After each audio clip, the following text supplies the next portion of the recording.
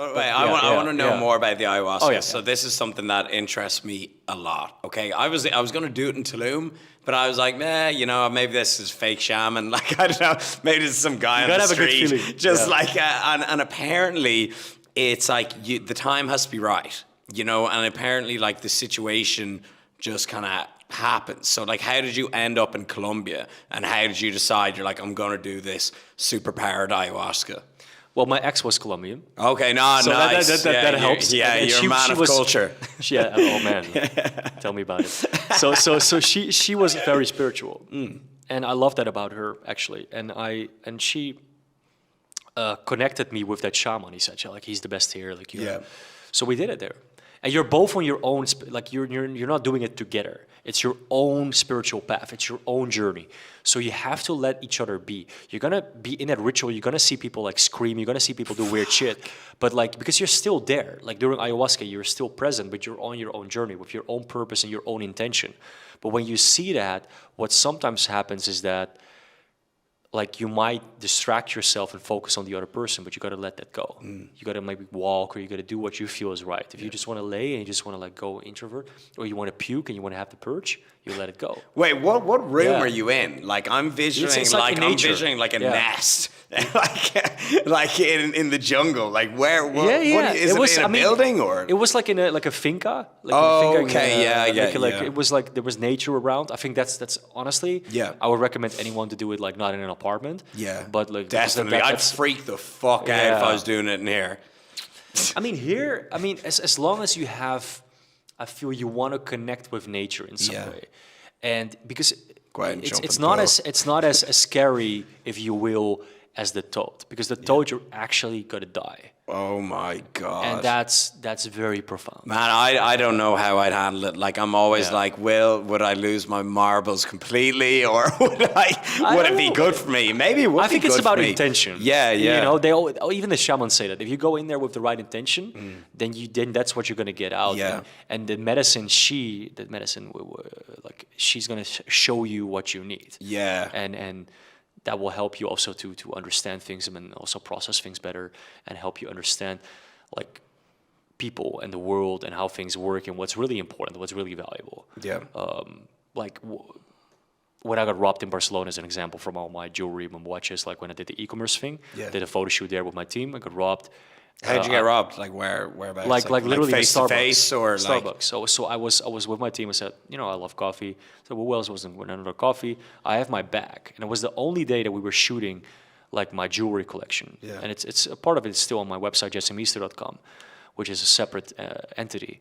And what happened is that obviously we were followed the entire day. And then the moment that you didn't watch, the moment that you were vulnerable, and you literally look away for 1 second, it was gone.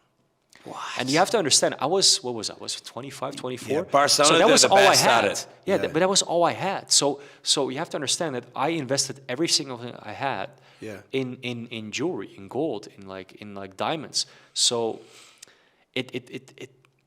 I couldn't believe it. And I had so much emotional attachment to that material, to that stuff, that it broke me. I went into therapy for it, actually. Yeah. Because it was like 80, 90 grand. Yeah. And all in a backpack. Yeah. And I was like, this can't be true. Like, you know.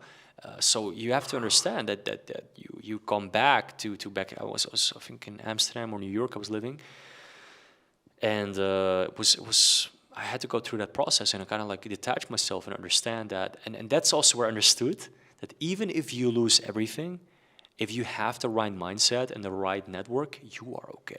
Yeah, recently I heard someone say the only thing you have left is your mind. You know, your body, you can get injured, you know, and that's gone. You can get paralyzed even. Your material goods, be it a car, you know, a house, your jewelry, someone can just take that and it's gone. The only thing that you've got is your mind. So you've really got to look after it. And I've been thinking about that a lot recently, the last week. So, you know, it's not all about the gains. Absolutely. I was actually, you know, also with Ellie, we were talking about this, and we're in a group chat with like for Joe Exotic, with like that's how I met like Tristan and Andrew. Yeah, we were like trying to like, you know, find a plan to get Joe out. Yeah. And and he said something like, when you look in your circle as well, of course you can have your own mind, and that's the number one thing. But also, who's gonna show up when you need your friends, when you need your brothers? Yeah. You know, like, and this is another thing that I want to tap into real quick, because we talked about Ramadan. Yeah. Yeah, I love how we go off on the biggest tangent ever. Yeah. So we're at Ramadan, now we're like ayahuasca, getting robbed. Yeah, right? That's the free flowing. That's what a podcast is meant to be. Like, I have like these points written down, and we're just talking about like fucking toads and getting robbed and like detaching ourselves. That's how it should be, man. So go on. Shit. So you're talking to Tristan and King So he said, like, and he said it as well, like in one of his videos. He said, when I as a Christian was in jail, I got no letters, I got no support.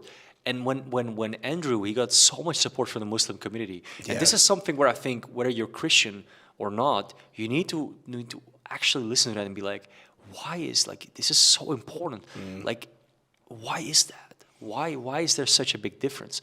And I think it has a lot to do also with, we have lost sense of community within Christianity. Yeah. And we have basically become tolerant for everything. We have now LGBTQ plus creatures. Everything is okay. Everything is fine. Infinite amount of genders. And when everything is fine, then what do you really stand for? Yeah. So we have to, I think, take that as feedback. I'm a believer in God, and I believe that I lean a lot to Islam as a believer because of what I've been reading and studying so far myself and connecting with God. And we can talk, like, that's a whole separate podcast to talk about theology, but you have to understand the spectrums and the realms of like this conversation to see when shit hits the fan, who supports you, who's out there, who can you rely on? Of course, your circle, right? And that really touched me because they've been there for like, I think 92 days. I mean, now the case has been public. Yeah. But you have to, like, that shocked me.